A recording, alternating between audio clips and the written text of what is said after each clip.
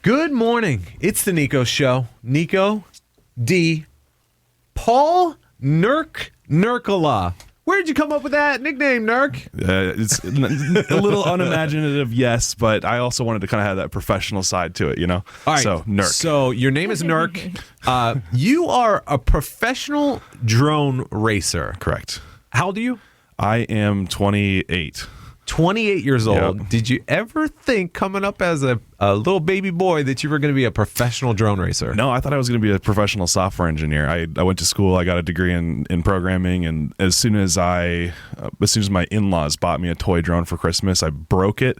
And as I was trying to figure out how to put it all back together, I found drone racing. And I was like, I remember sitting at work at my software engineering job, and I'm like, I got to do this now. Oh my goodness. I can imagine. What did your parents say? They're like, okay, you just went to college. You just got a degree in software engineering. This is it. This is top notch. You know, kids want to grow up and be an engineer, a lawyer, a doctor. Like, this is a prize position in life. And then you're like, hold on.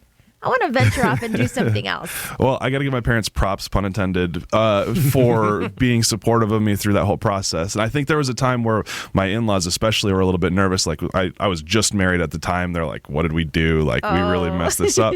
But, you know, now it's a full-time gig. I get to travel around the world and compete with drones for a living. Yeah, it's so cool, man.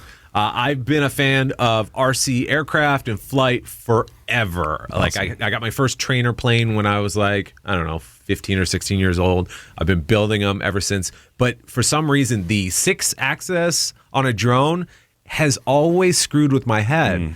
Like just flying an airplane, keeping it under its own lift, you know, tilting the ailerons up and down in the elevator has always been good for me, and I'm really decent at it. But for some reason, whenever I crash the drones too many times, Paul.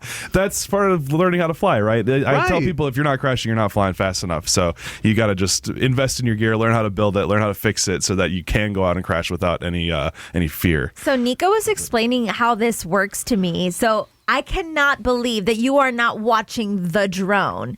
You're actually just looking in goggles, am I right? Yeah, that's correct. We wear goggles over our eyes so we see right here from the perspective of the drone while we're flying. I'll give you these. This is so Can you turn it on cool. and literally look through the camera? Oh my gosh. Oh, this is the coolest thing ever. It's called FPV, First Person View Flying. Actually, that might be on the wrong channel, but I see static. okay, here, hold on one second. Yeah. Just turn towards me. Okay. Wherever I am, secretly somewhere. Oh my goodness, this is so cool. You should see yourself here in the studio. So when we're flying our drones, we see from the perspective of the drone as if we're like a bird or Superman, right? So it's that to me. As if you were actually the pilot in a little tiny pilot inside the drone. Have you gotten? If I had to explain this, I would say that I'm looking like it almost feels like I'm watching like old school video camera, but like. Yeah, you're looking right through it. This is so neat. Oh, I'm looking at myself. Creepy. It kind of has that out of body experience, I think. Like sometimes I'll be flying and I'll forget that I am the body that's standing in the field where I'm flying. It's kind of fun. That's insane. Thank you, Niko, for that close-up of Have your you gotten to nostril. check out the goggles yet?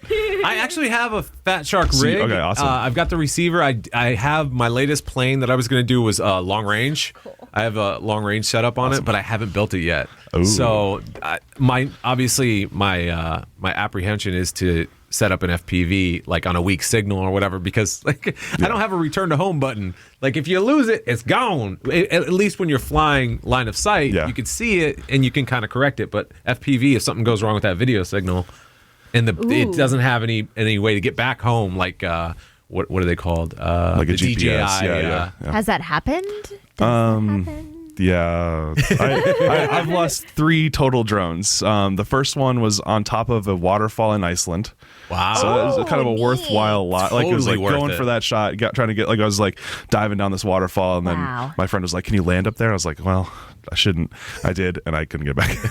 Oh Then my the second one is at the bottom of the Ohio River, and then the third one is actually in a tree in Florida. So man. I'm hoping that the hurricane knocked it down. It's possible. Wow. We'll go check. A little bit later. Exactly. All right, so there's basically, I would say, I mean, there's several different ways to make money flying drones. Professions, you can do it as a professional photographer. shooting for weddings and blah, blah, blah. You could be a content creator by doing cool stuff with your drone on YouTube. And then there's professional racing. And you guys are elite.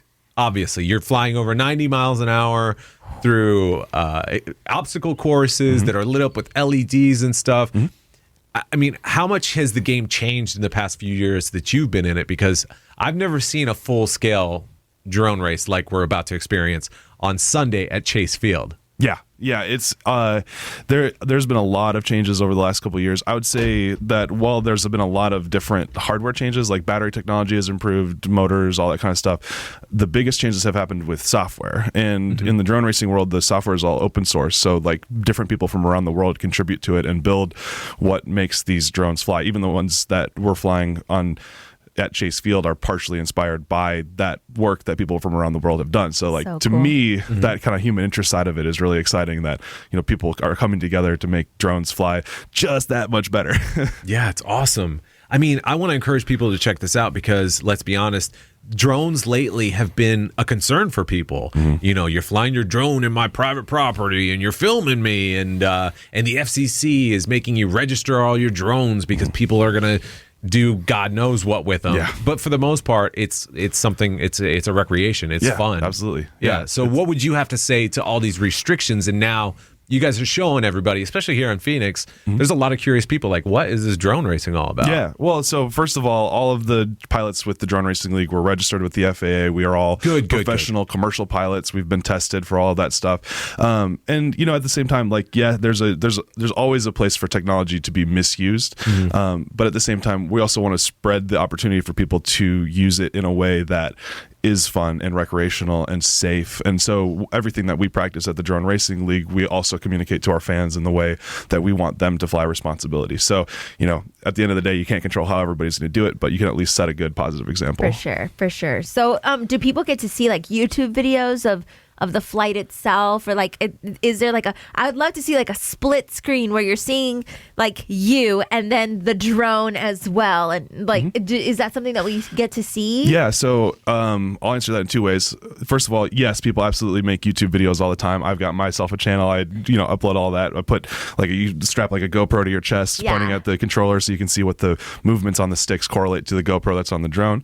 But if you come to Chase Field Sunday, September 8th, tickets on Ticketmaster. They're very reasonable tickets, by the way. $15. Yeah, $15 to get you to for like 10 hours, not 10 hours, like 4 or 5 hours of like really high action, high intensity, fun stuff. But we bring a whole crew out. Like, you know, we have 2 like full broadcast trucks. There's cameras all around the track, so you'll see like shots of the pilots, you know, when they crash and we're like, you know, you'll see it's a whole production. Yeah, it's awesome. Like, so like there's a giant jumbotron in Chase Field. Like all of that'll just be lit up with all of our drones and all that stuff. It's gonna be so amazing. Cool. All right, let's go to Nurk. Nurk's making his second lap around the track right now. Is that what it sounds like? Yeah, absolutely. I've never commentated a drone race, but I imagine it's something like that. Yeah, there's 3 different people that all come in. They're commenting live over, and actually we really like it as pilots because we can only see forward, right? We only see what the drone sees. I guess audio, So hearing like that the guy next to me crashed is really important information for me when I'm trying to, I don't want to push it too hard and crash out and, you know, lose a position because of it. I like it. Do they have room for a 4th commentator? I'm just asking, just for someone. Niko, he's like, for someone, as in this one.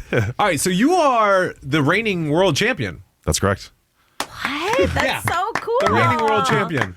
So 2017 was your rookie season. Yes. You put it together in 1 year. So the next year you won the championship. How are you doing this season so far? This season I've won 1 race out of I think the Chase Field is going to be our 5th. Oh, nice. That race was broadcast on NBC. So what? Oh, okay. And so things have been going well. They can always go better, as you know, but that's what racing is. It's you show up, you do the best that you possibly can. Right. So I'm confident that the season is not over. We got a lot left to go, so it's good. Absolutely. Well, good luck to you. I hope you win. Thank you. Me too. What's the biggest struggle for you in the heat of the moment? Is it losing your train of thought and crashing? Is it just being slow?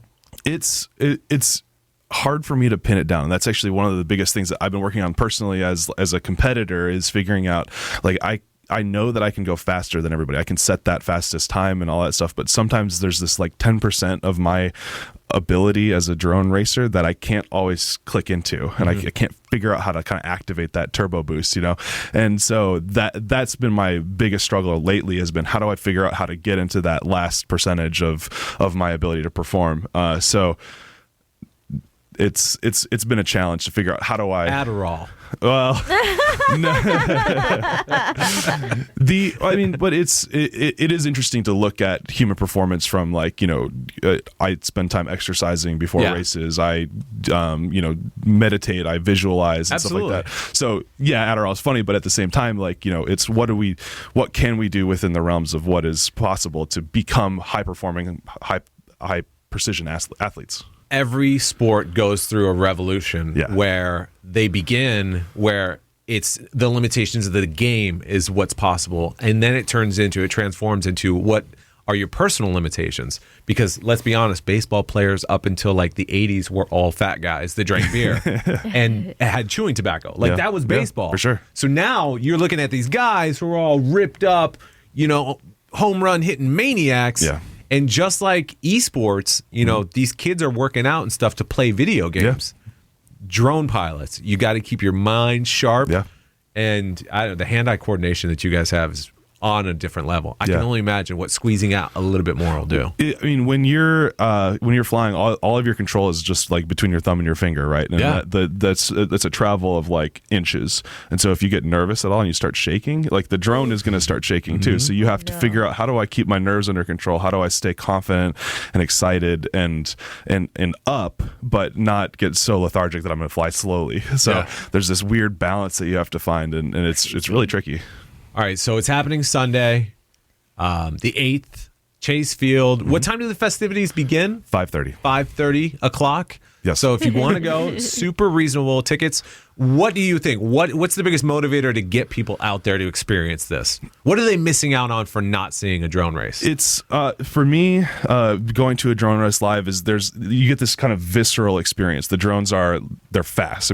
There goes 0 to 90 in less than a second. Your mom's car goes 0 to 60 in like 10 seconds. So like think about the scale of speed there. So when we're flying our drones, we're flying them around a course that's going to be close to the audience in a safe way, and you'll kind of experience what it's like. So I'm going to set the drone on the ground here, and I'm going to throttle it up to roughly full throttle, and you'll hear how crazy that is. Oh my gosh. Here we go.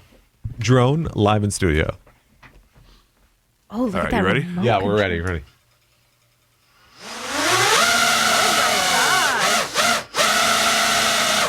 Oh my goodness. I can feel the wind. Crazy. I felt it too. My baby hair is like So, you take 6 of these, they're flying against each other, we're hitting each other, we're hitting gates all around the audience. Like that visceral fun experience that you would get from motor racing, you also get from these drones as well. so cool. Oh my God. I'm going to be there 100%, Nurk. I can't wait to see you defending your championship, buddy. Thank you. I can't wait. Thanks for coming by. Thanks for bringing the drones. We're going to go outside and play a little bit. I didn't tell anybody about that part. But Sunday, Drone Racing League is happening at Chase Field. 5:30 it starts. Tickets at Ticketmaster.com. Super, super reasonably priced. $15 a piece. Bring the kids. Bring grandma. She's going to love it too. All right. Thank you for joining us, man. My pleasure.